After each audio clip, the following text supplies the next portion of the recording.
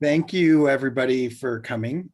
This particular presentation is specifically designed towards people who really have zero knowledge about cryptocurrency and are interested in this particular token.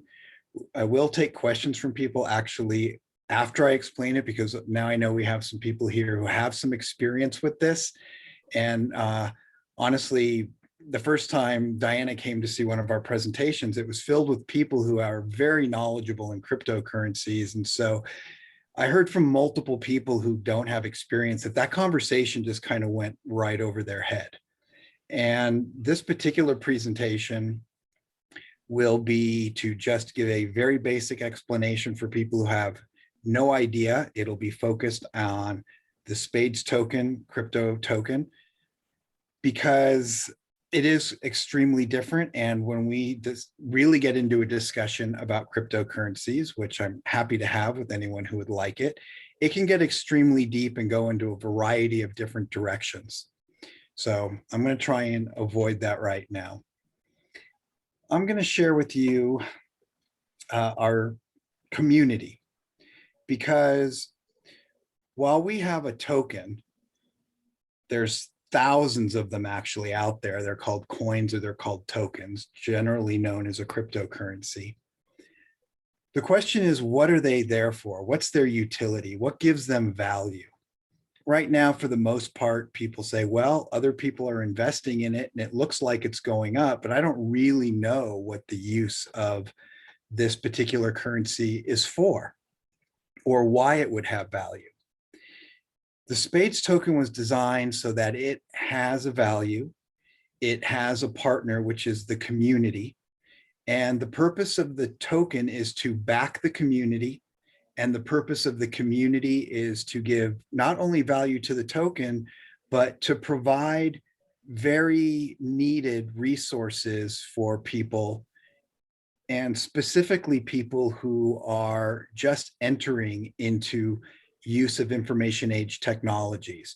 You know, the 100 million people plus from the developing world that need a place to go where they have access to things like an auction for eBay, or jobs like LinkedIn or Facebook for networking things, capacity to sell their art, their music, whatever it may be.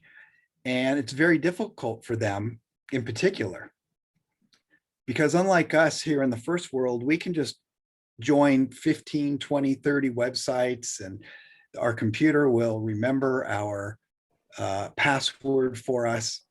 Whereas those who are now starting to access more of the internet, they're either accessing it through a library, a school, or maybe if they're lucky, a charity that can provide access in their area.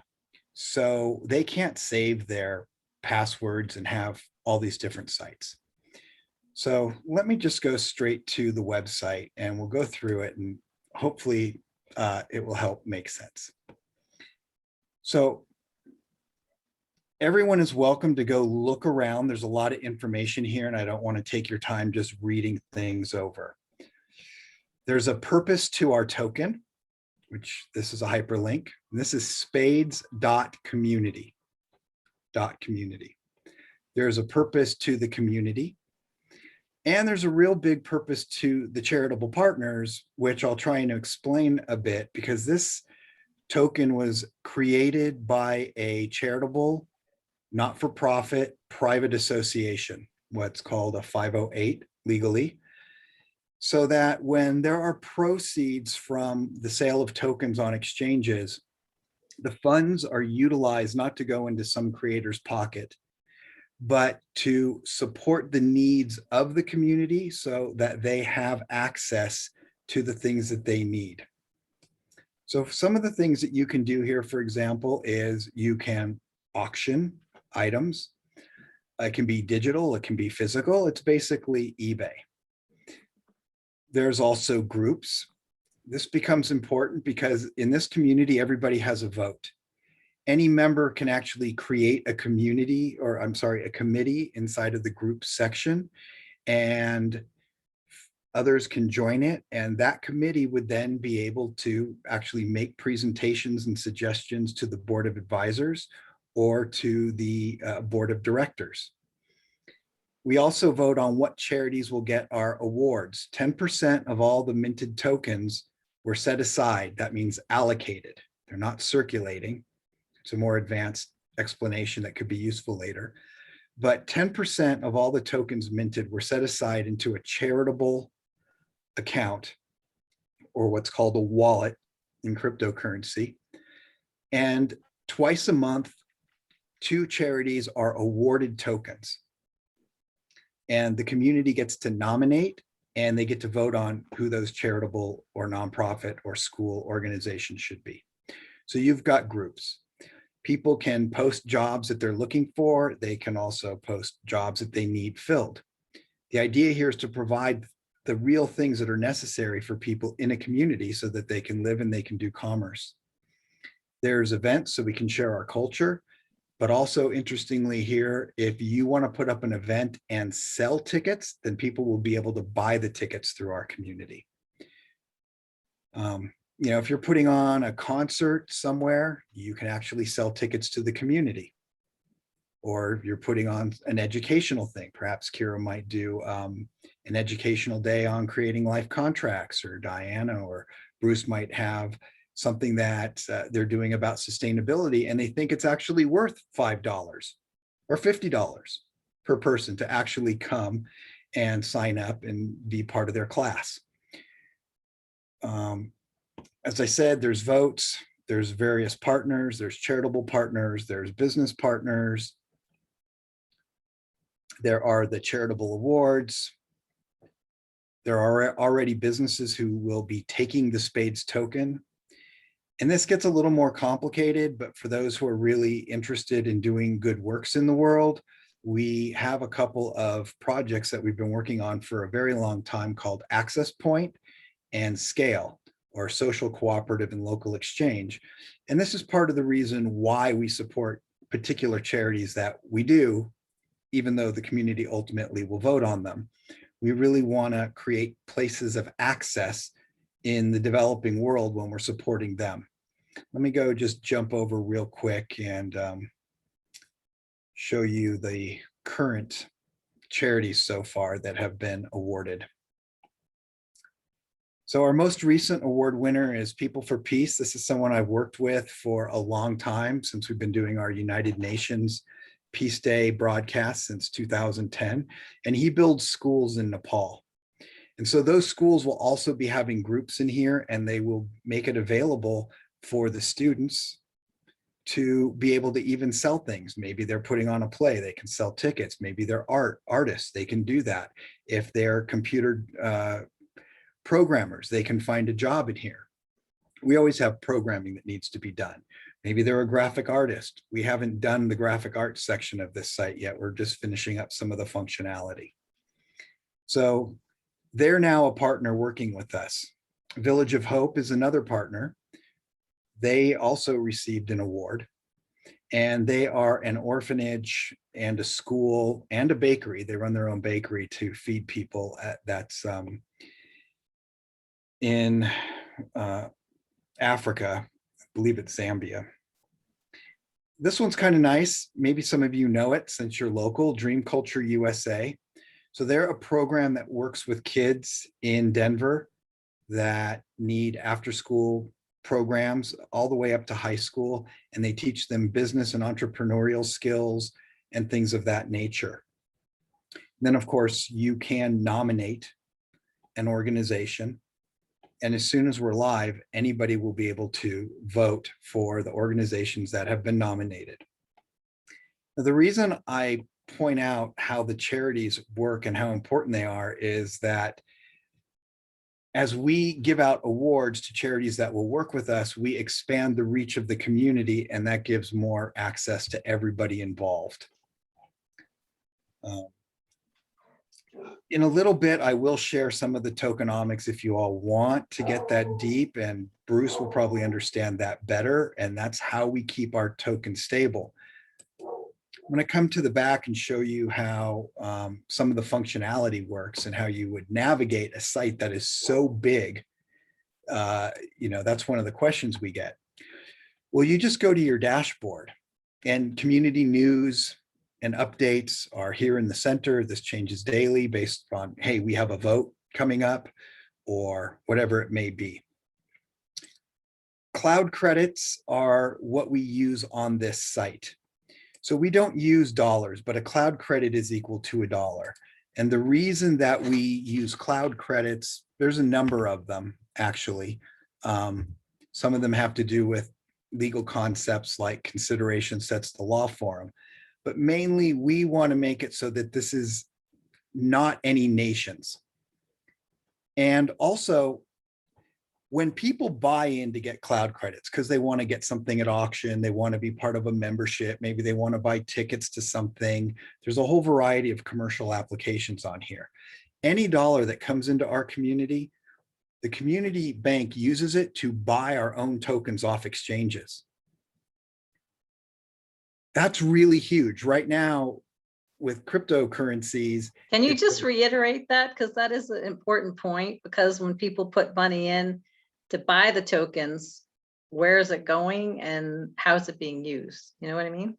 Right. Well, in the private rounds, the people, and actually later too, any funds that come in are going strictly to building the this entire platform.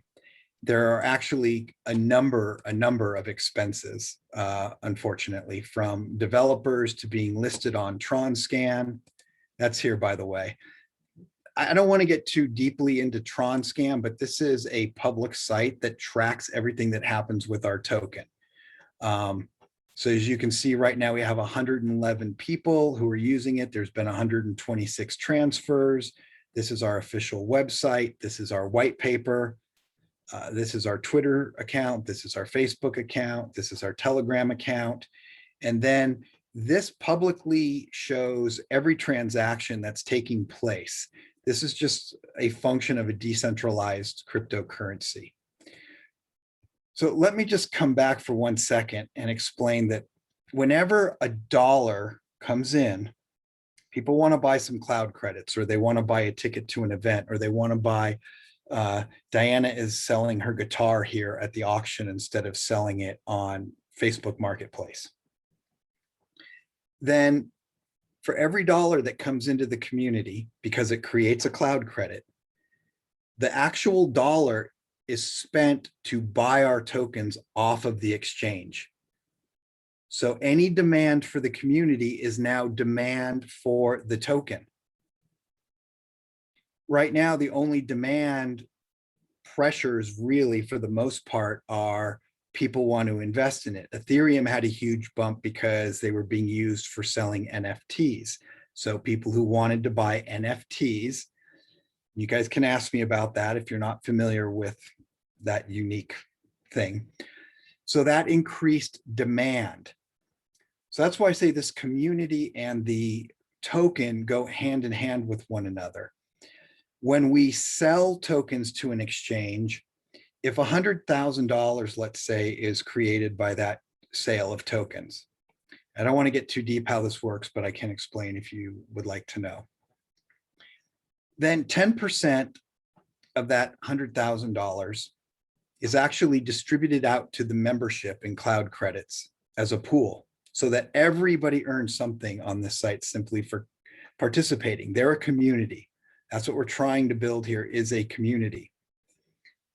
And we're buying back 10% of our tokens that we just put out there to keep it stable. And we're also sharing the value of the token with the community members, because they're helping to create that value. You know, Facebook, as far as I know, does not share any of the ad revenue they get with me, even though it's my postings that give them value and create that ad revenue for it. We think this should be everybody's. Stephen?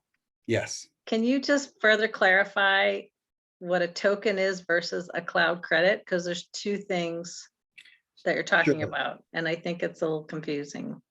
Okay, sure. So a cloud credit is $1. It's always worth $1, no matter what.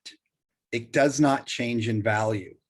When you want to cash out your cloud credits, you then get SPADES tokens because we purchased them with the dollars that came in that created the cloud credit in the first place. But a SPADES token can go up in value, or it can possibly even go down in value like any other cryptocurrency out there. Given the design that we're using, it should be protected from huge swings that happen from, well, Kira was talking about it before the recording, but very large money makers or market makers who come in, like Elon Musk. It's the best example that people might know about. Bitcoin was at around $50,000 and Elon Musk put $1.9 billion into Bitcoin. And so it shot up over $60,000 pretty quickly. So he now made, you know, that's going to be 20% on his investment. Yeah, and that's what these big investors are doing. They're doing I was talking about earlier, the pump and dump, where they pool together their money, or they decide as a group, or one big individual decides to buy a lot of one crypto to bring up the value, since everything is based on supply and demand. So then with the demand going up, then the value goes up because the supply is only set at a certain amount. Every crypto there's only a certain number of cryptos for each one. So then they pump and dump, they pump it up and then they sell it. So that's how a lot of people, the bigger players are making a lot of money. The smaller players, well, they have to be on top of it like almost every day to be aware of when things are high and when they should sell and all sorts of things. So this one, we're trying to make sure that it's a stabilized coin where it's not going to have these crazy fluctuations, because it'll have the backing of the community, people doing commerce.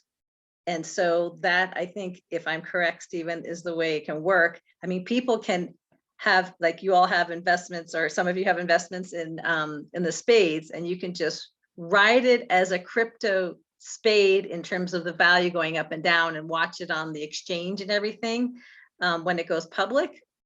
And or you could get involved in the community. You actually don't have to get involved with the community. You can if you want to. It just helps create stability of the coin, if I'm correct. Is that right, Stephen? Yes, it does. I mean, Okay. that's the thing. If you want, right now, if you are invested in a cryptocurrency, there's really very, very little that you can do to affect the value of that currency in any way.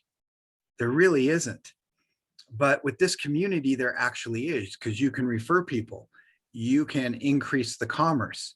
In fact, people are rewarded for referring people in certain programs in here. Right. And the more people, the more people get have the tokens or request the tokens, the higher the value it becomes. Is that right? that's right. And there's Okay. two things happening here. When people are buying into the community so that there's no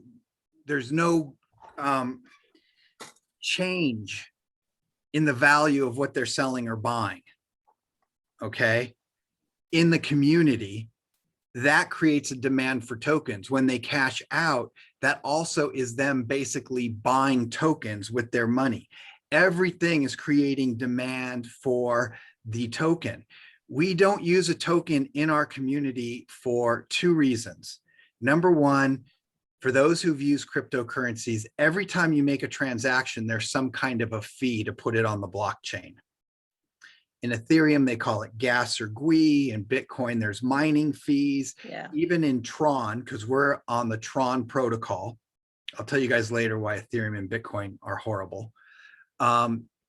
Long-term legacy issues. But when you do a regular transaction with people, there's no need to have an extra fee simply because it's going on a blockchain. When I send somebody money by PayPal, there's no blockchain, no fee. Well, there's a fee from PayPal, but there's not a blockchain fee, okay? When I use eBay, there's no blockchain fee. When I do these regular kinds of transactions, there's no need for there to be a fee. There's also the fact that when you use a token, even the SPADES token, it is going to go up and sometimes down in value. It should steadily, steadily, steadily rise given our tokenomics plan and the way that we're doing this. But if I come along and I say, look, I'm going to sell you this piece of art that I made, and I think it's worth $100, so 100 cloud credits, simply, dollars and credits are the same. And then the token goes up in value. Does that mean that now if you wanted to buy my art, you have to pay more? That makes no sense. Or if I'm the seller and the token goes down in value and you're buying it, I actually should receive less? No, for commerce, we want to have a stable, absolutely stable, it doesn't change value to the token. Unlike, you know, when Kira jumped in, I was telling you about Elon Musk and Bitcoin was at $50,000. And so he put in basically 1.9 billion, let's just call it 2. And then it went up to 60,000. So he made essentially 20%, $400 million because of his own investment. So once he made that, he just sold it all. And it fell all the way back down. See, that's what Kira was talking about with, you know, inflationary or Pump and dump. Yeah, pump and dump or incorrect. At any rate, here we have a whole entire system. I actually like it better than Facebook, so that you have the opportunity here to would normally do. Just you can do all this stuff in one site and it's all connected to an account. And once we start doing some advertising, that advertising revenue will be shared with the users as well. So everybody who participates here earns something simply for participating. And we make it really easy for you to share what you're doing pretty much anywhere on the internet, as you can see. Do you want to share it to your Facebook, your Twitter, whatever it is that you do out there? And already we have a real large group of online marketers, and they've put together a special marketing plan that will allow people to actually generate a really good deal amount of real amount of money. So I can go to my personal site, the regular site, my mentions, my favorites, see who my friends are, go directly to the groups function. And as I stated earlier, everybody can create a group. Anybody can create a group. In this case, I'm just looking at the groups that I'm a part of. If I want to be a creator of a group, see, I'm part of the charitable giving group, and we've got a couple of nominations that have been made for the next charitable award, C-Corps Cares, which is local. And where's the other one? So And- it's twofold. So it's like people can make money on this as well as be involved in this as a community. Right. So right? the idea here is this: everybody wins. The individual wins. The community supports charities, so charities win. When charities are able to do good works, then also I think society wins. And the members themselves get to participate in who it is that should be getting these awards. So yes, everybody wins. And essentially all of this, I could go through all of this, but everything here works. And it's really simple, I think. You guys can give me your feedback, but you just come to your dashboard. Well, today I want to go to the auctions. Do I want to sell something? Do I want to go look at what everybody else is doing? Here's the reminders of anything I've voted on, that I've put a bid on. And here's all the other new auctions that have just recently come up. And it's real simple. The name, its condition. We just put all of these things into one simple community so that it would be easier for people versus I'm going to LinkedIn for my work stuff, and I'm going to Facebook to social, do my social stuff, and I'm going to eBay to do my auction stuff, and I'm going to PayPal to move some credits over to somebody else. It's all right here in one location, and it's designed, as I said earlier, for people in particularly in the developing world, since they may be coming on a phone or on a computer that they don't really get a lot of, that it's not their own. So they can't save their passwords there. Otherwise, the next user could come along and log into their account. Yeah, I mean, a lot of cryptos out there, and I've been investing in crypto since 2016. And Bruce, you've been doing it a lot longer than me. But I've found that really this has value to it. Most cryptos don't have anything backing it.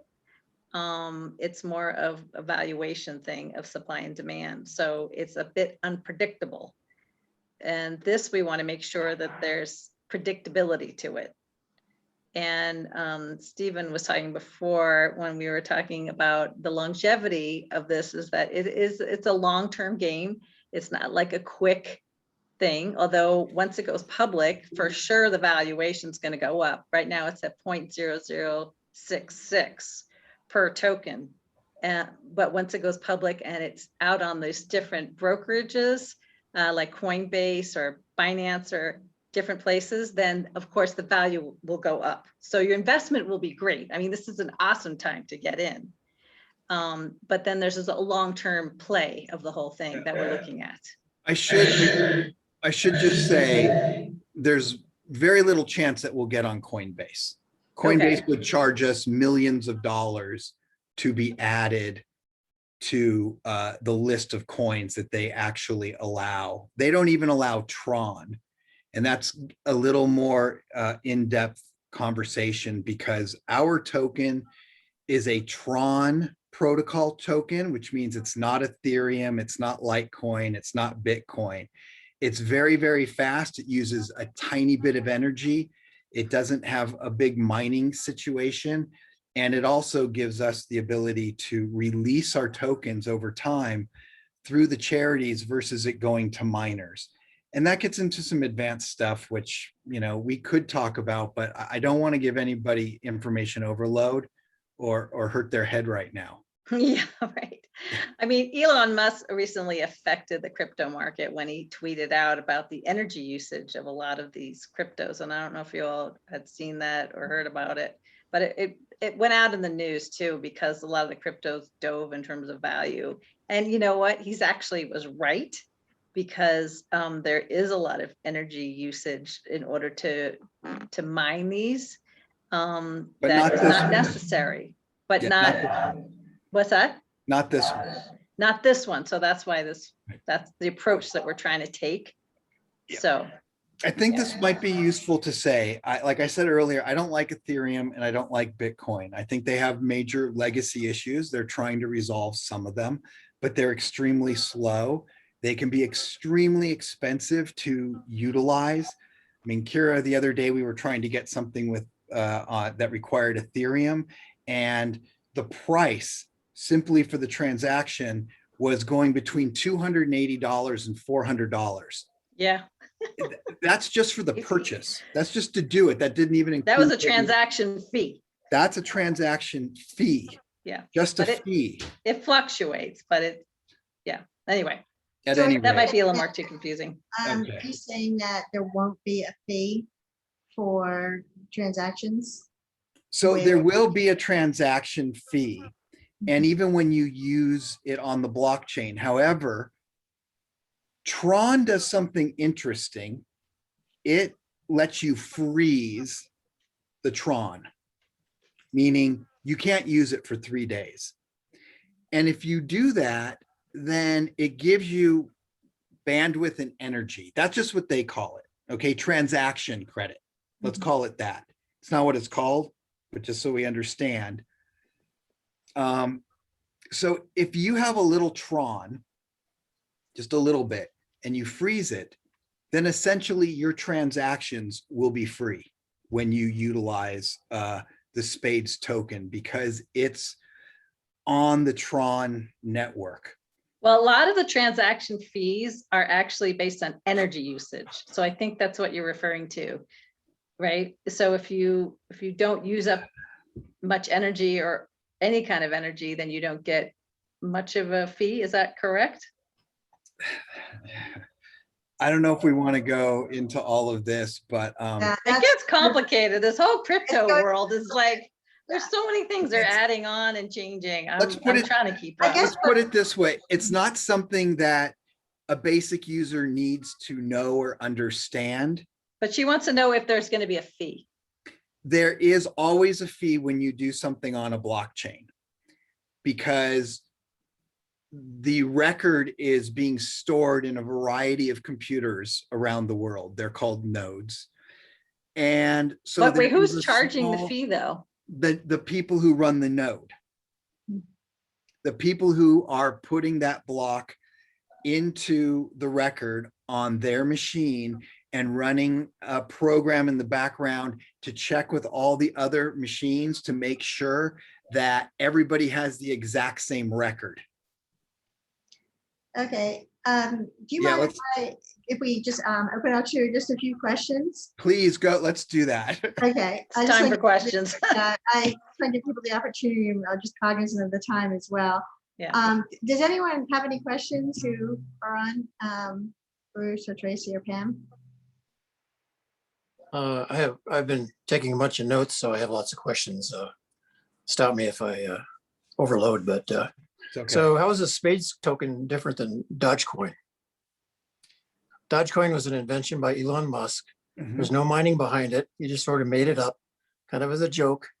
Yeah. He said, there's this thing and you can trade it if you want. How is the SPADES token different than that? Because classic cryptocurrency, there is some creation of wealth or creation of value through the act of mining, through solving the mathematical equations that allow you to basically acquire ownership of some measure of wealth. Whereas yours is just, you have declared that I forget the number, but 100 million coins out there, of which 1.5% have been released yet. So that's basically kind of a value that's made up out of whole cloth. So I'm having a hard time understanding where the value proposition comes in. So what makes it different is that the whole community that we're building in order to give utility to people so that they can earn into the digital marketplace, even starting with nothing. You know, people can put their art up for sale. They can, like I said, sell tickets to events. There's so many variety of things that they can do. And as far as I'm aware, there's not a lot you can do with the Dogecoin. We were not started as a joke.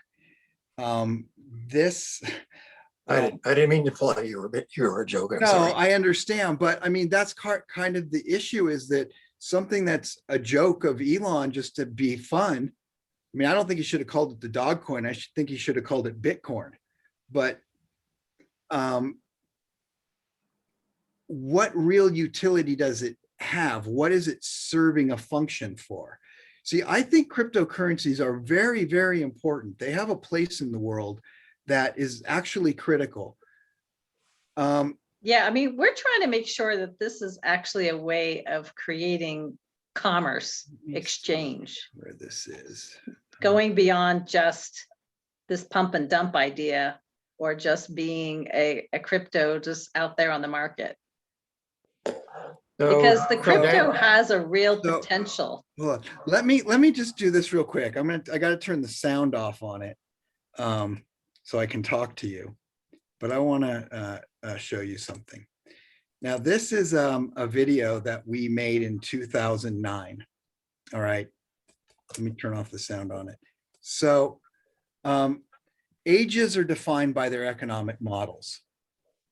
So you've got the hunter and gatherer age, and people basically traded who had food for berries, and the tribal leader was in charge.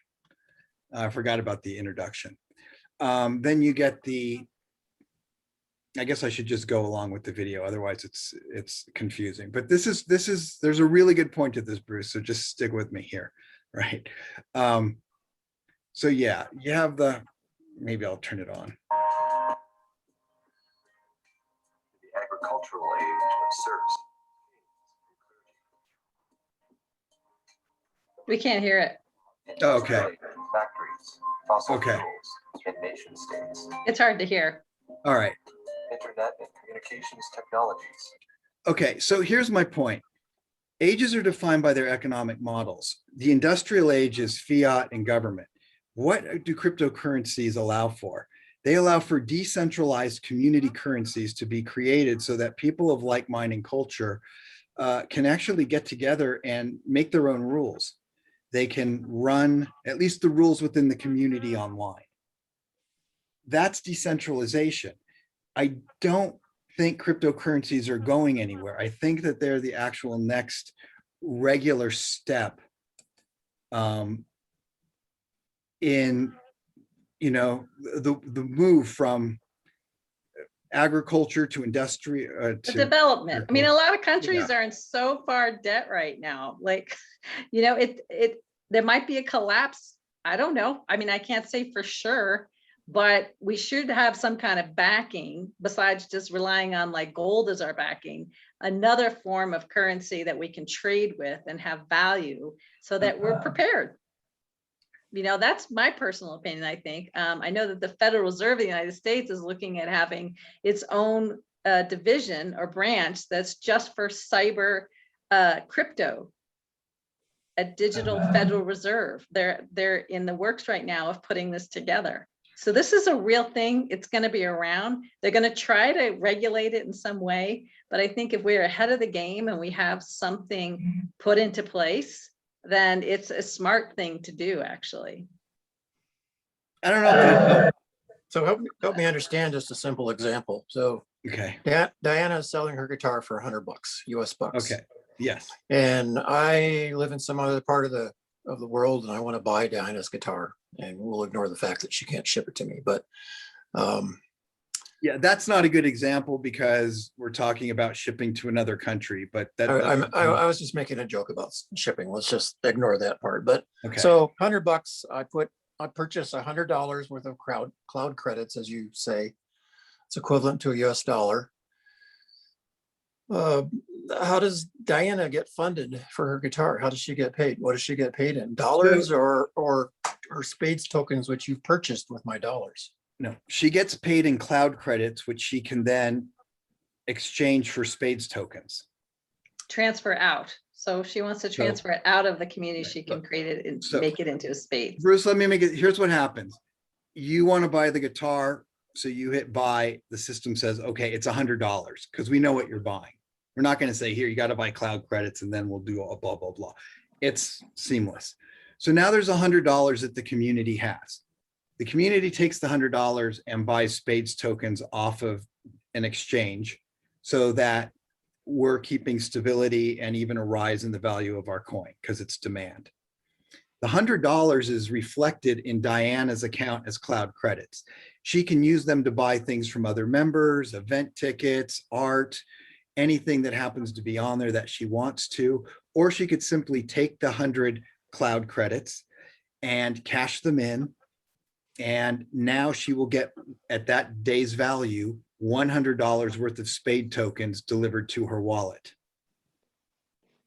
So who owns the SPADE tokens that have been purchased underneath the covers there? I mean, if the currency of exchange is cloud credits from me and then back to Diane, she's got cloud credits in her bank, but you also have purchased some SPADES tokens who are owned by whom at that point? The community. So the SPADES tokens that are in the community is sort of functionally like a community store or bank, if you will. Yes, Is that how you're presenting that? That's exactly how we're doing it. And so when the coins are purchased out of the unreleased tokens, when Diana cashes in her cloud credits to get back, she gets back SPADES tokens. Are those also coming out of? Is that coming out of the community bank, or is that coming out of the unsold SPADE credits at that point? That's coming out of the community bank.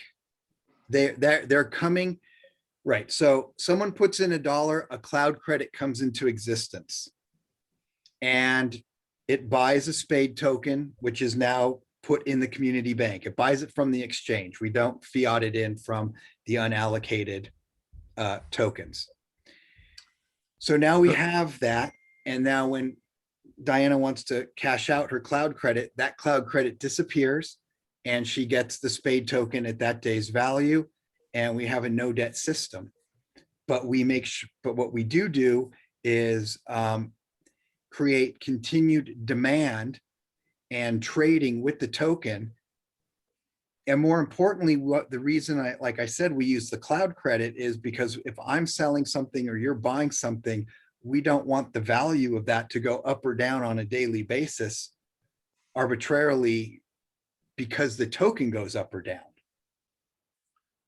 Now, my cloud credit doesn't appreciate with demand. It's the tokens underneath which are appreciating with, in theory, demand, although That's I don't correct. really see the demand there. So how does an investor profit from the increase in token value if I don't actually ever own any tokens? Personally, I just deal in terms of cloud credits, and that's all I ever see. I don't see the tokens underneath the hood. Well, you would need to cash in some of your cloud credits for tokens. Okay, so I can see how so you guys are acting as the exchange with respect to that. We are. Are We are there any other providing- exchanges that are planning on trading SPADES tokens? Yes, and we're in talks with a variety of them, but the first one that we come out on is going to be the most critical. And we're picking it very carefully, and we've got a few more weeks of development on the community to do. And we would like the community to be live and active with open accounts for people before we go public. So we may be on Polynex first.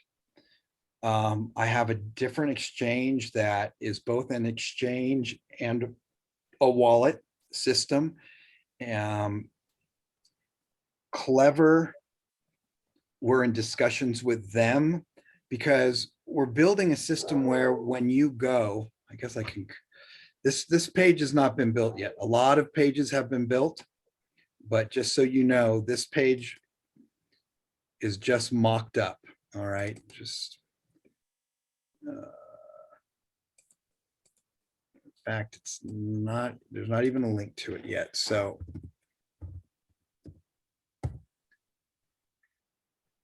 all right, this is the place we're working on the functionality. You'll be able, okay, yeah, and see, even my settings up here aren't right. So you'll be able to connect your wallet to, or connect this account to your wallet with a provider that we're working with, and they will promote us, and obviously we're promoting them. It very well could be Clever Wallet. And so you will come here and you'll put in the amount you want to cash out, and you'll put in the number. Obviously you have to have that amount, and then that will tell you the number of SPADES tokens that you would receive, which is amount being cashed out divided by current price of SPADES token in the API above. You can't see that part. It's blocked. Like I said, I just mocked this up, and then the graphic designer will come and do it.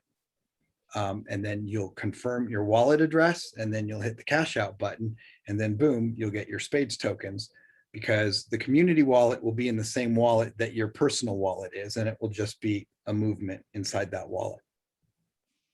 And these are some other things you can do. Send cloud credits to a member, request them. Your most recent transactions will be here. What did you get from community disbursements, your orders, and the processing fees. So if you're buying in, we just pass on exactly what the processing fee is, because this community does not exist to make a profit for shareholders. It exists to serve the community members. And even when we go out and sell tokens on the exchange, a good deal of that money will go simply to support this site running, so that all the members can have the function access to all of these different functions here.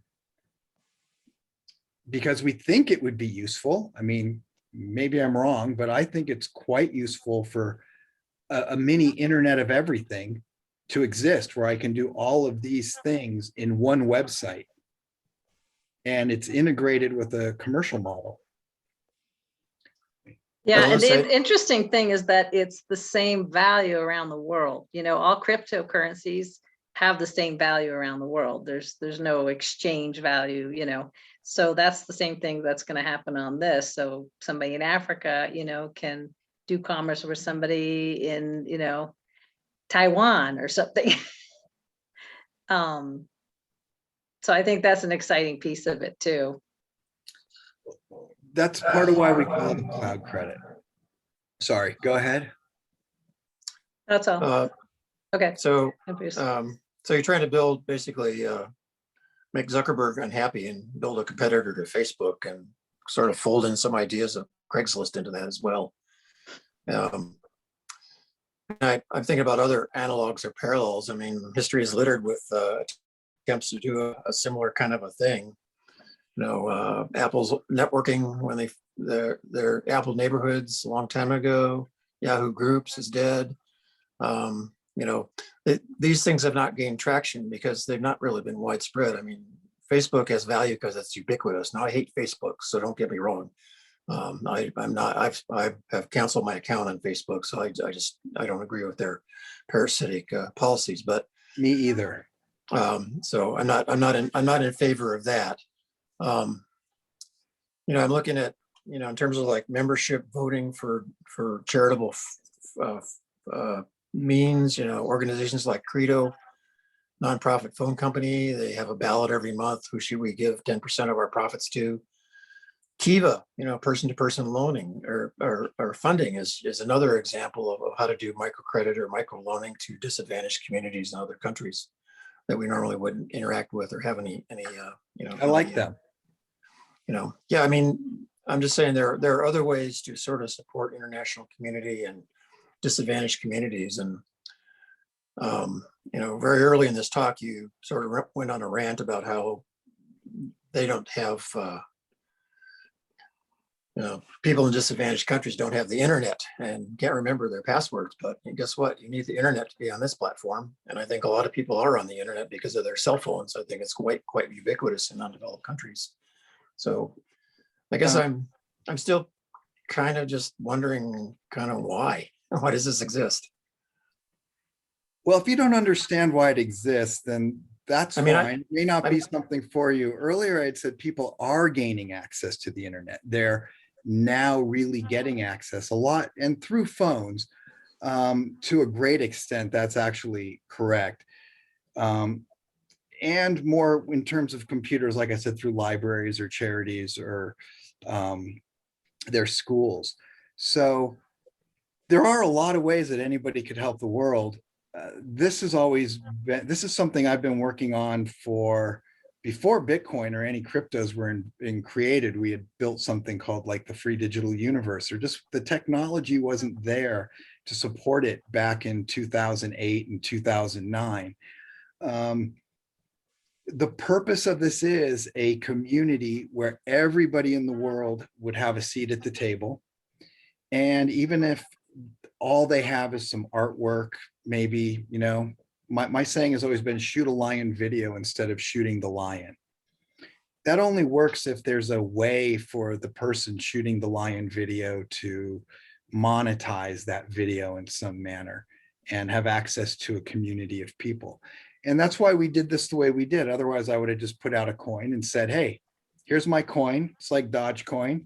And whenever we sell it, I just get to stick all the money in my pocket and screw everybody. So do you see the SPADES token as sort of being an indirect funding mechanism for charitable means? Is that really kind of what it is underneath the covers? Well, it's absolutely that, not even too under the covers. And let's put it this way, the community itself is built to provide a fishing pole. Instead of the charities just giving fish, if they can give access to people and actually help them potentially even in how can they monetize their use, their access to a global marketplace, then areas of the world, you know, where $5-6 a day is a lot of money, they would have some capacity at least to import wealth into that community through sharing their art, their music, their culture. I mean, maybe they can ship shoes if there's a charity working with them locally. That's what our Access Points program is all about. Also, I think this is the next phase in cryptocurrency. I think we're going to see even more of this happening, of creating a valuation of what cryptocurrency can be, instead of just a name of a coin out there that people can trade and buy and sell. Because we're seeing that, you have in Coinbase now 20 million users around the world. There's a huge audience right now of people that are just clamoring for this crypto world. And I think it's just going to have its evolution, kind of like the internet. The internet, when it started, it was just a bit chaotic. We were all trying to figure it out. And I think it's obviously more streamlined and organized, and then you've got main players in it and everything. So the same thing is probably going to happen with the crypto world. Like we're going to see an evolution in it. And people that I've been talking to that are working on different aspects of the crypto world, they are definitely bringing in the charity component of it. This is coming up. This is going to be part of the game, but also creating a way that we can utilize the cryptocurrencies and tokens so that we can create commerce and not just rely on just our local, US wide dollar, or, the EU or whatever else currency. This is the evolution. It is an evolution of what's going to be happening. And I feel like, maybe we made it on the mark, maybe we didn't, but it's definitely the next level of where we're going. So one of the talking points for cryptocurrency is that it's independent of any government, and it's sort of untraceable, but not exactly. But it is independent of the financial regulators in each of the individual countries. So I could send Bitcoin to, well, China's a bad example because of the firewalls, but I could basically pass money underneath the table outside of the regulatory authorities to do trading across international boundaries. But your primary kind of mechanism is focused on cloud credits, or in other words, US dollars, which the federal government's going to have tracking requirements on you, and they're going to be able to see what you're doing with your US dollars because you're in their financial marketplace. And then kind of following on that thought, I'm thinking, well, I'm a German, I want to contribute, but I've got no German dollar, or I've got no US dollars, I've got other currencies. In other words, where generally each nation has its own national currencies, are you expanding into multinational state and you'll accept the native currency from each country, or what's your thoughts there? Yeah, we already do that. Good question. No, we already do. I guess I should probably bring that up. I'm trying to find where that is. When you want to buy cloud credits, you can use a credit card, a debit card, PayPal, or you can pay us in cryptocurrency. We accept Bitcoin, we accept Ethereum, we accept Tether, and we're adding other coins. So PayPal will convert it to $1 because that's where our banking is. If our banking was in Germany, anyone who paid in US dollars, we'd have to convert it over to euros anyway. So we're already global, and we take cryptocurrency as well if you want to get it.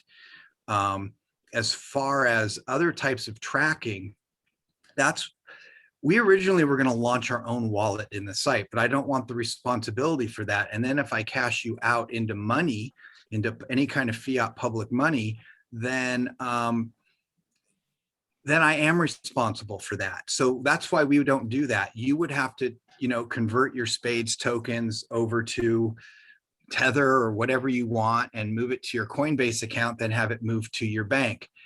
Now, what you just said is one of the main reasons why we use a cloud credit. It's not the dollar, it's not the yen, it's just a credit for the community, because the community belongs to everybody, no matter where they are in the world as a member. But I have to say though, once you cash out, like I went into the buying crypto in 2017, when it went up super high fast. I got in at the right time, and I made like 20 grand in a month. And then I sold, my crypto, and you get a tax statement, right, by the government that says, hey, here's the profit that you made, and you got to pay taxes on it. So, that's the thing, is once you transfer money back into your local money dollar or whatever it is, or whatever, the government is going to have a say in your profit.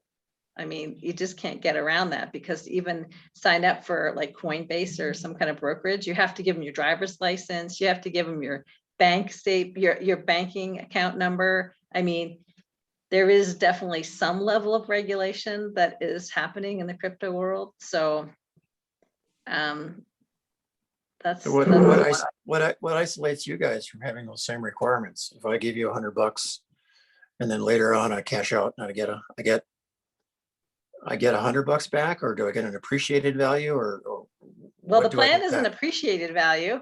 Okay, The plan is so for space to go up in value, especially after the initial public So offering.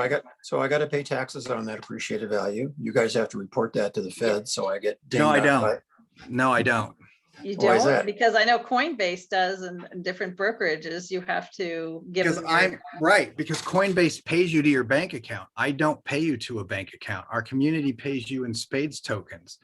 You then take those tokens to someone like Coinbase or Binance or whatever it may be. And Yeah, that's where you cash it out. We Yeah. don't have to report a single thing to anybody. okay, so So- you have to so- still transfer it out to another, if you want to bring it back into like the dollar, you have to Yeah. send it to a, You have to take your cloud credit and turn it into a SPADES token. So the cloud credit is not dollars, it's SPADES tokens. It's basically. both. I'm just thinking like a pump and dumper now. If I send you $1 million and you turn it into But I won't take SPADES it. token, I won't take it. okay, I'll break it up into $1 million $1 transactions. I'm a smart computer programmer. I'm just teasing you. But Yeah, I hope so. these are good, because- hard questions. I mean, no, we no. gotta talk about this. No, we do. And actually that's on our tokenomics page. Look, we'll go to the first exchange and we'll probably release only about 1% of the tokens. Right now, 1% is actually circulating, meaning members have it and they can send it. Like I said, I showed you Tron Scan earlier. It shows you all the wallets out there. That's approximately just under 1%. Now, 10% were allocated to a charitable wallet, but we've only distributed 300,000 of those tokens of that 100 million. So over the next 10 to 15 years, we'll still have the capacity to give out charitable awards to charities that want to work with us, because it's got to be a two-way street. Yeah, but I I mean, think at we're times- talking about also the regulation part and paying taxes and stuff. Is that right, Bruce? Yeah. Yeah, Okay, that's so what we're talking about, like, when you want to bring it back into your bank account. So let me explain this. When you buy a SPADES token, you're buying it, let's just say through PayPal or with a credit card, just to make I don't want to deal with the crypto side. I will next if you want me to. so to use your terminology, I'm using a credit card and US funds to purchase some cloud credits. That's right. And the money you're using, you've already been taxed on. Yes. So that tax is already taken care of. Okay. Unless you make a Okay. profit. No. Here's the thing. It depends at the end of the line where you cash out your value of SPADES tokens. So the easiest way to cash out SPADES tokens once we go on the exchange is to swap it for something that Coinbase deals with. Coinbase does not deal with very many at all of the 5,000 plus tokens you'll find on CoinMarketCap. Okay, so you would need to move it into Bitcoin, swap it for Bitcoin. Then you would cash out from Coinbase. Coinbase is going to be the one responsible for any kind of reporting. Now, maybe you bought Bitcoin at 55,000. And now it's at, let me see, right now it's at But we're just saying, no matter what, if you want to 40, bring it, 40. if you want to bring it back into the dollar, you're gonna have a I have to go report. through an intermediate crypto exchange to get it back to dollars. That's right. We're not a financial institution. We're simply a community that offers functions. I don't know, Kira, when you sell stuff on eBay, 'cause I don't use it, do you get a end of the year W-9 or something from eBay for the things that you sold? For thing, if it's over a certain amount. If it's over a certain amount. Well, see, that's part of one of the reasons we use cloud credits. In law, it's called consideration sets the law forum. The laws of a transaction are under the jurisdiction of whose currency you're using.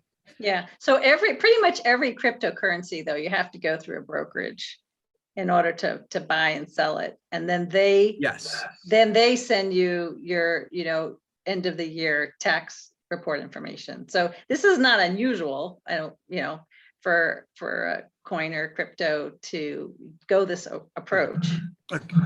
I got to tell you, this is not created to get people rich. Now that could very well happen. I think that we could, within 2 or 3 years, get up to being worth $2-3. That would be, 500 times what it is right now. Even if it got to 66, 66 cents. That's what, 100, no, 6 cents, 6.6 cents, right? That's a 10 times, tenfold. That's not the purpose of this. The purpose. No, but I think a lot of people would benefit from it. I think they that's would. a good thing. And more importantly, people who are unbankable, who don't have access to a digital marketplace around the world, but they're artists or they're musicians, they're cultural creatives. They have capacity to market something. This gives them the community in which they can actually do this. This is like, yeah, actually an artist friend of Etsy. mine who belongs to a community, she is excited about this because she wants to find platforms in order to, buy and sell the art in a digital form. So That would be me. That would be me, Tracy. Tracy, I'm an artist and I want to find a platform to sell my art. excellent. So, yeah. Just Okay. FYI. Well, good. Definitely. We'll have to upload some of yours as soon as it's open. At the end of the day, it's not my objective to have people cashing out millions of dollars from the community. I would like to see more that people who have something to offer come here, they put it up, they get some cloud credits, there's something that they need. I would hope they would go to the community first to support the community members. If you have something that is extra valuable, then you'll get a lot more cloud credits, more than you need on the community. So you need a way to cash them out. Well, we provide you with a way to cash them out into a cryptocurrency that has utility, that can be swapped, that you can turn into cash. We just don't do that part of it for you because we're not a financial institution. So that's totally your call in terms of when you want to, use the cloud credits to turn into spades.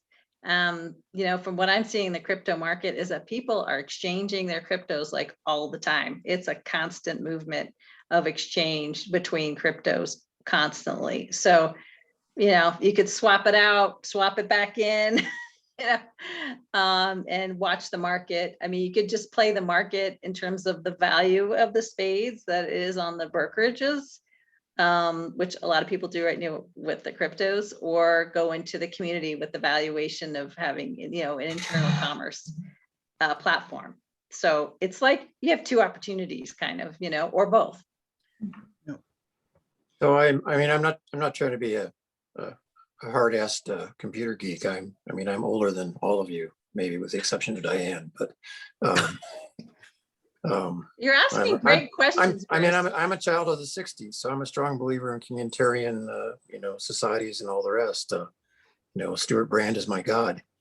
I'm just trying to understand how this is going to be useful, because if you're a creator, I can see that you are promoting a platform like Etsy or eBay that creators can sell their content and get paid in the community credit.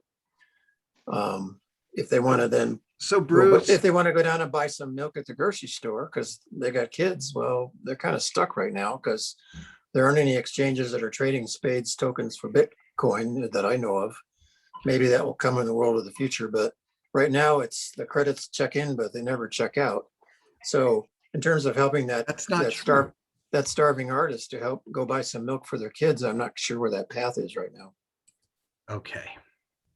I'm not trying to be difficult here. I'm just trying to understand the mechanics of No, it. I mean, that's a really fantastic question. I want to share something here with you. Okay. Because I don't see this out there. And honestly, if I'm one of the 100 million people in the developing world getting access through my phone, or maybe I even have access, I don't know where I go right now if I'm an artist or I'm a musician and I want to sell a ticket to a concert maybe that I'm going to do, or I want to sell my art to people. Where do I go? Well, I don't have anywhere to go. So this is our scale system, and it says, you know, whole communities can prosper even if only a few know how to use technology, as long as there's a local exchange in place to access and account for the digital wealth. Then other can utilize it through trade. In other words, I'm a kid in this community and, you know, I'm earning something. Maybe I'm doing some affiliate marketing from a product. We're creating one digital product. It'll cost $25. It's a membership, and we're going to pay out 80% affiliate marketing fee. So people will make $20. So they market one of those a month, even $20 comes in. If there's a scale, this thing, the social cooperative and local exchange, that's run by either the charity, the school, or whoever we're working with there, then the farmer can bring in some food. They'll never touch the computer necessarily, but the kid has credits. He's got credits. The community can access them. He can put them up. So now some credits can be ledgered, even if it's just with a pencil and paper in a book. So now the kid, you know, has some food. He has a little less credits. They've been ledgered over to the farmer. And now the farmer can get dresses from the dressmaker because he has the credits. So this is what scale is: social cooperative and local exchange. And the idea, again, is just that a few people with access to a community where they actually can get some kind of value. I don't care what you call it. We call it a cloud credit. But if one of these kids comes up with some amazing idea and sells thousands of something, and he's got a ton of cloud credits, well, he can't spend them all in this community. So we do need to give him a way to get something that's more global, right? So I mean, the key is obviously that they all would have to be online and linked into this They would for not them to necessarily. benefit. Well, they wouldn't actually necessarily. So look, let's just make this clear. This is the page token purpose. Our fundamental purpose of the token is to provide a cause-based, stable, and ever-increasing source of value for backing of community currencies, online communities like our own, and ways where local communities can do them. We can provide them with a basic software. You know, most of these scale locations will be managed by the charitable partners that we're working with. So we're saying, look, here is a basic accounting program. The farmer guy is never going to touch the computer, but you just put him in and you'll be able to ledger credits to credits to credits. It's a very, very simple, you know, program. And at least it gives capacity for those in the community to import wealth into that community. And I don't know another way where they do that right now. Where they have that option right now to do that. But I could be, you know, wrong on that. I have a question for you. It's such a basic question, but I'm also cognizant of the time. I feel like we should only go a few more minutes maybe because we've already taken so much of your time, and really appreciate you explaining it. For me, it's still very complicated. But let's say, to use your example before, I want to sell a guitar. Okay. So I have two questions. First of all, let's say I want to sell a guitar. Why would I come here? How would I even know about this place, this community, if I'm wanting to sell my guitar? And how would other people know that that's the place to go to buy the guitar when they already have Facebook Marketplace and Craigslist, which is free? So why would people even know that I exist? But let's say, after you answer that question, I'm curious, let's say I sell my guitar, but I really need that $100. I don't want it in credits. I want the $100. Let's say I'm in another developing Then country. you should sell it on Facebook Marketplace. But let's say I'm in a developing country where I really need the money. It's not that I can just, keep it in credits or SPADES tokens. I need to sell it and have the money back because it's something that's really valuable and I need to have some money back.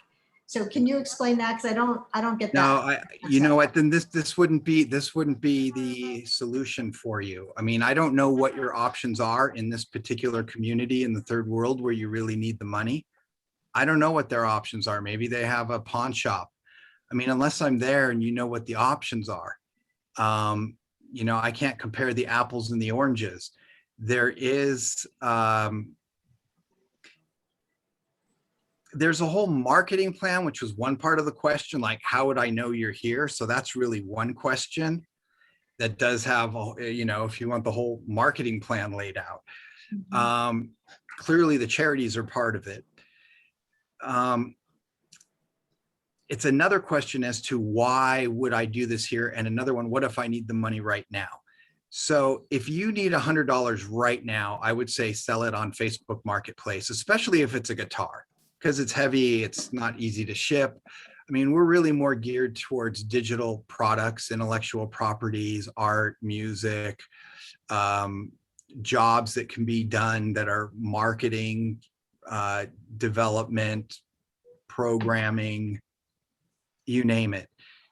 Either people will say, hey, I like this idea of a charitable community and I want to be part of a community that's global and I'm going to support the community members and hopefully they'll support me, or that's just not an idea for you. I mean, it's not going to be for everybody. Some people say, why should I care about a global community of people who want to help each other? I mean, yeah, but if somebody's, like Diana said, really needs the money, they're looking at it as a way to make a little bit of extra money or income. Like, how can they do that with the system? Well, if they want to do the marketing, that gets into the whole prosperity program, but I don't, that's going to be another 15-minute discussion just on the specific program that we've put into place that allows people to earn a good deal of money. I should say a good deal of value, because there's no money here. As Bruce has pointed out, there are cloud credits which can be turned into tokens, and then you need to turn it into cash. Look, if you sell an NFT, which is a piece of art generally, but it doesn't have to be, that goes on a blockchain, you might get $10, $15, $20,000 for it, but you don't get dollars, you get Ethereum on most of the NFT platforms, okay? But just generally speaking, if you want to sell your NFT, you put it on Raribles, you put it on OpenSeas, you put it on one of these auction sites, and maybe you collect a few $1,000s, but you collect it in Ethereum. Now you have to go cash out your Ethereum somehow through Coinbase or Binance or wherever it is that allows you to do that function. If we tried to do every single thing and solve every single individual problem, we will never get anywhere. What we can do is provide access to people who need it and a platform that gives them opportunities, and at the same time support charitable causes. And I think that with the commerce that we'll be able to do, it will be a force multiplier on the value of the token. I mean, we could do no community and just say, here, we're putting out a SPADES token. But instead, we're building a whole community around it to support people and charities on the planet. That's the purpose for this cryptocurrency, is to support the community and the planet. That's its purpose. So there's a prosperity program, but you know, the marketplace may or may not work, to be honest, from what it sounds like. Anything pretty much in the world may or may not work. Okay. No, I mean, look, I don't have a crystal ball. You're right. Maybe nobody wants to sell anything. That's a possibility, of course. Maybe no one will want to sell a darn thing. Mhm. Yeah, it sounds like you're trying to give like a function to this cryptocurrency that is not typical. It's novel because most cryptocurrencies just say, hey, we're out there, we've got a cool name, or we have something special. Because, you know, we're thinking that people will want to purchase this, and because of that, the value is going to go up, but there's not something else meaningful attached to it. And it sounds like what you're trying to do is attach this meaningfulness to this cryptocurrency. And the meaningfulness that you've chosen is that we're going to be a community that's also going to be a giving community. Mhm. And maybe that will be appealing to people, and maybe just that appeal might cause this cryptocurrency to go up. It may or may not. You know, anything can happen. Mhm. I don't make promises on speculation. I don't think that's fair to people. Mhm. All right. Are there any other questions from anybody? Bruce, do you have any others, or Pam or Tracy? I've taken up enough of your time. Thank you. Thank you. Tracy, I'm how about you? I'm good, I guess. I did follow it pretty well, even though this whole thing is new to me. Oh, great. You know, I do, like I said, want to find a platform to sell my art. I'm a digital artist and an acrylic artist. I do need to make a living. I need to make more money, you know. So, you know, in looking at how I can turn that into cash to help pay mortgage payments and, you know, what other bills I might have that I need help with for the month or whatever. I guess you know, I'm also interested in the investment side of it too, where I'm earning the tokens and I get all that too. So I guess I need to learn how to balance that and how I can make that work for me. So Yeah, I think that makes sense. I mean, any investment is a risk, obviously. yeah, Yep. But I think, you know, getting at this point is, to me, an excellent time, because we have this opportunity that's going to come out. So it's going to go up in value. And then you can make that choice later, how you want to like cash it out or keep it or be in the community, but that would totally be your call. Well, I love the base of it, you know, the whole idea of it being a whole new world of community and giving and helping. And then, you know, finding a way to maybe make some profit yourself, you know. I really like the concept. I'm just gonna say, I do. Thank you. Okay, well, good. Let me ask you a question. This is a good example. So let's say Tracy, you know, she's a digital artist, and let's say I need some digital art on my website. I really like her product, and I want to purchase something that she is selling that would give me something very useful. And let's say, you know, what she's selling is worth 100 credits, cloud credits. Right. And is that right? Am I talking the right language? Okay. Yeah. And let's say, Yeah. say to Tracy, okay, it's 100 cloud credits. I'm going to pay you 100 cloud credits, which is worth $100, right? And with the transaction happens, but then she says, well, thank you very much. But you know, I need this money now to pay my mortgage. So I want to cash out so that I have that in $100 right now, not 100 cloud credits, which I can't pay my mortgage with because Right. my bank does not take cloud credits. So Right. could she do that?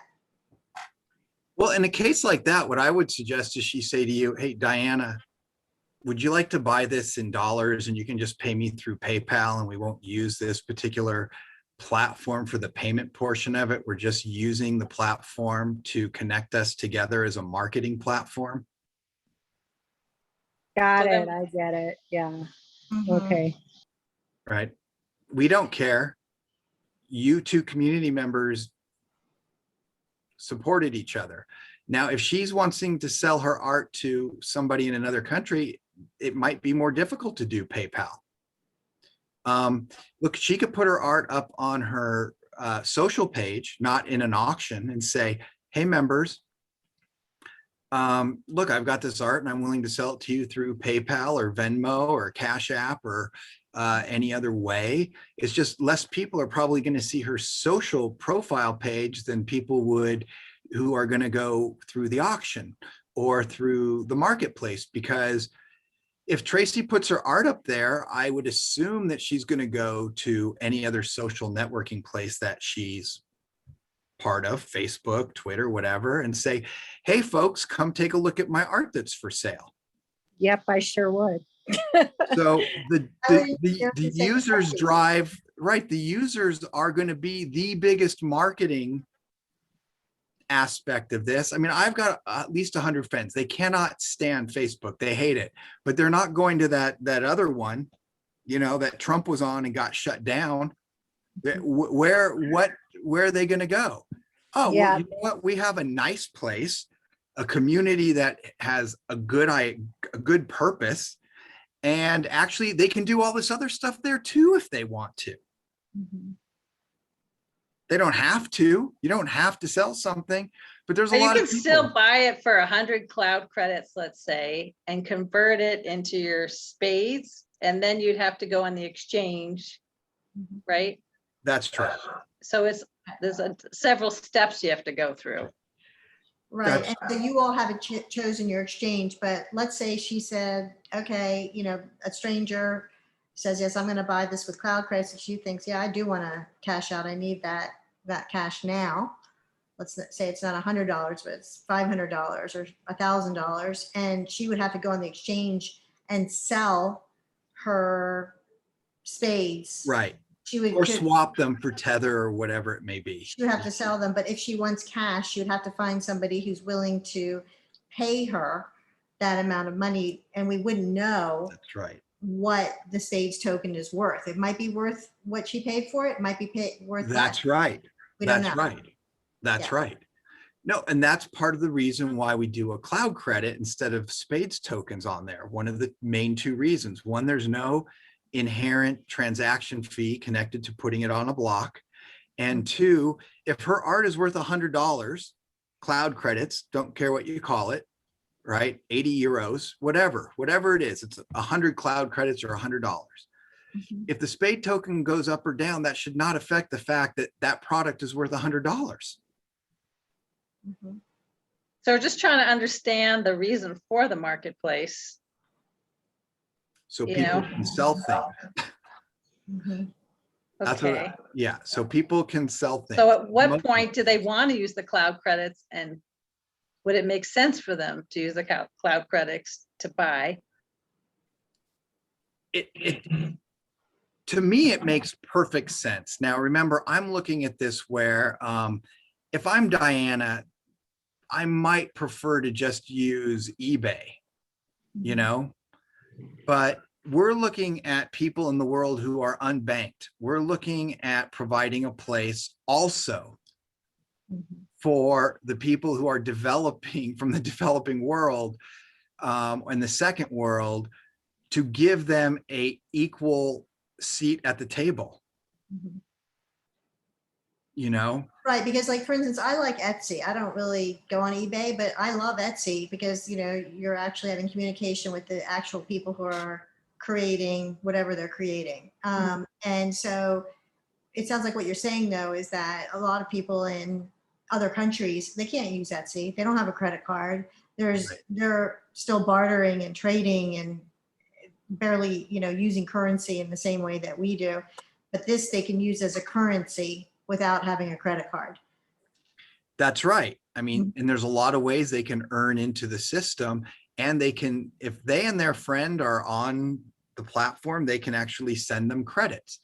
And then maybe that friend will mow their lawn or whatever it is that they're going to do, right? It provides a mechanism for an exchange of value. And but it's not a financial institution. So look, guys, there's always going to be this last step of turning it into fiat currency. Although I will tell you, there are a number of businesses who will be taking SPADES tokens for their services. And we're being added to the #1 checkout, crypto checkout system. It's called My Crypto Checkout. You can look it up, .com. And what they do is they allow you to integrate payment to your WordPress site in cryptocurrency, and our currency will be added. So there'll be more and more functionality in terms of, what you Basically, where you don't have to transfer it out into the dollar. You can just do SPADES trading back and forth So it without sounds like having to convert it out. it sounds like what you're describing is basically an improvement on the barter system, which has been invented a long time ago. An old question of how many chickens does it take to buy a cow? Well, it's sort of hard to calculate. So what I do That's is right. we agree on a fiat currency between us that a chicken is worth five Flotzblats and a cow costs 50 Flotzblats. And now we have a way of talking and communicating and exchanging value for things that are of dissimilar value. So it seems like the cloud, the cloud credit is really no different than that. My question That's about the cloud exactly credit- it, Bruce. You nailed it. That was its original purpose. So the cloud credit, is that in the blockchain? No, it's Who- not, because it would be far, far too expensive. So who owns the books on these cloud credits? Scope. I will show And- you. And it's 5 years down the road and you fail to achieve traction and Scope goes out of business. Where's my cloud credits? Well, before d- that were to happen, we would tell everybody you need to Liquidate into liquidate. Yeah. spades coins, which then liquidate into Bitcoin and then transfer back to currency or something like that. Yeah. I mean, I would hope that would not happen. So Scope is the SPADES Charitable Oversight and Protective Executors. So it is a nonprofit 508 organization. It's got a variety of committees at the moment: the Tokenomics Committee, the Audit Committee, the Charitable Committee, Technology Committee, and Special Projects Committee. We will be adding additional committees and allowing the members themselves to create those committees in the groups section. There's actually there's a category specifically when you go to create a group. It will ask you, what type of group is this? And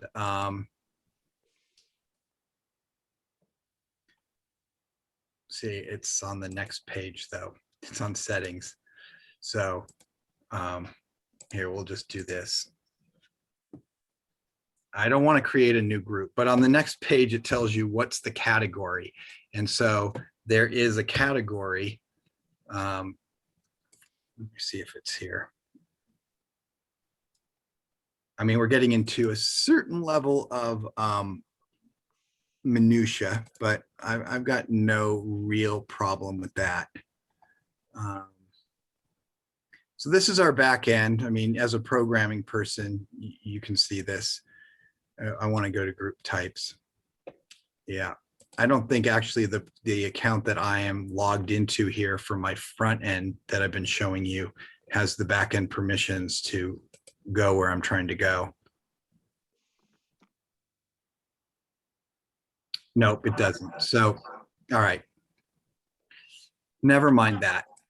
At any rate, there will be other committees. I mean, look, Scope as a not-for-profit organization will never go anywhere, but if the community cannot afford to maintain itself, absolutely. Now, that's part of the reason why we will go on exchanges. We're not going to go on 5 exchanges initially in a week. We go on one, we release like 1% of the tokens. Then we wait you know, 3 months, 4 months. And every time a crypto is put on a new exchange, usually it goes up in value ordinarily. Well, more importantly, if look, the way exchanges work is they say, okay, Stephen, if you're negotiating for scope, we think you're worth 1 penny. All right, that's what we think you're worth. So you're going to give it to us for 0.75 or even 0.50 because we got to make 35 to 50% on the sales. So if you're selling, you know, 1%, that is 10 million tokens, and we think it's worth 1 penny. So that's what, $100,000. We're going to give you $50,000 for your 1% of tokens. And then they pay you. And now they own the tokens. They're selling tokens that they own. They can't sell tokens that they don't own. So now we get $50,000. What do we do with the $50,000? We maintain the community. Versus a regular, you know, Justin's son who created Tron, he said, okay, here, 45% of all the tokens, they're mine for my foundation and my business. Okay, Tron's worth, you know, 0.07. So he's got whatever that is, $350 million in value because he gave himself all the tokens and he gets the money. So who owns the funds that were realized from the crypto exchange? The nonprofit owns that money then? Yes. It manages it. Really, because there's no owners in a nonprofit. There's no. But you're subject to all the rules and regulations that govern nonprofits in the US. We're subject to most. I mean, you have to have books that can be audited and open for inspection. And I'm sort of edging toward the question of transparency. How do the users in the community get transparency into what it is that you're doing behind the scenes? One of the advantages of blockchains, of course, is it's an open, transparent ledger that everybody has a physical copy of. But you guys, you're not providing that to the community per se, as I understand it. You basically are Good Samaritan nonprofits doing the right thing, but So you're telling me you can go and see exactly how much money every person who owns Bitcoin has in Bitcoin? I can go and see how much you own in Ethereum? Well, in theory, you can look at the blockchain book keeps all of the changes, all of the transactions. So you could reconstruct from all the transactions. I don't know how to do that myself. Right. But so you'd have to go to something like this with 1 billion pages and I know, figure out whose wallet went to who.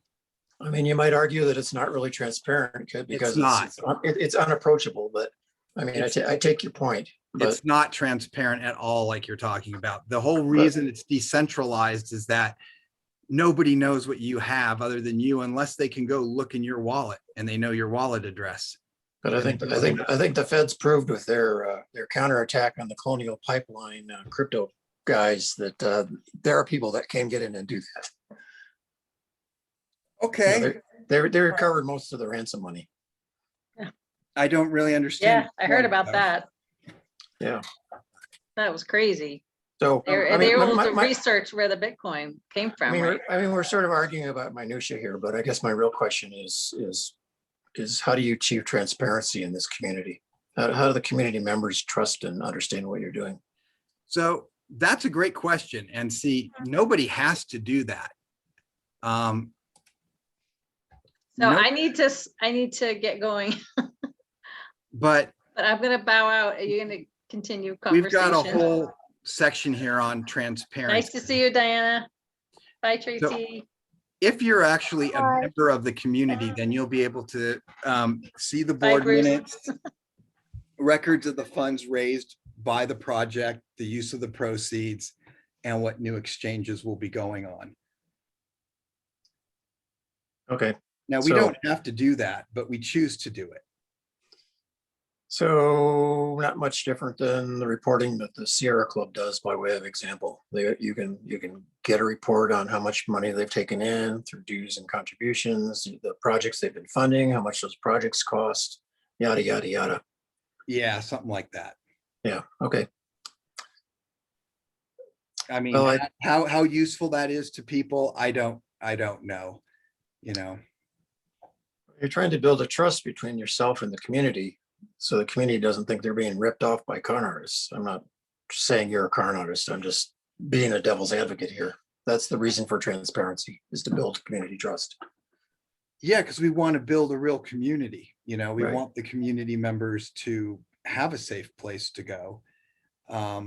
And really the difficulty is going to become when we get members in there who are the ones trying to rip off the other members, and how we are able to handle complaints and issues like that. That's going to be a real challenge.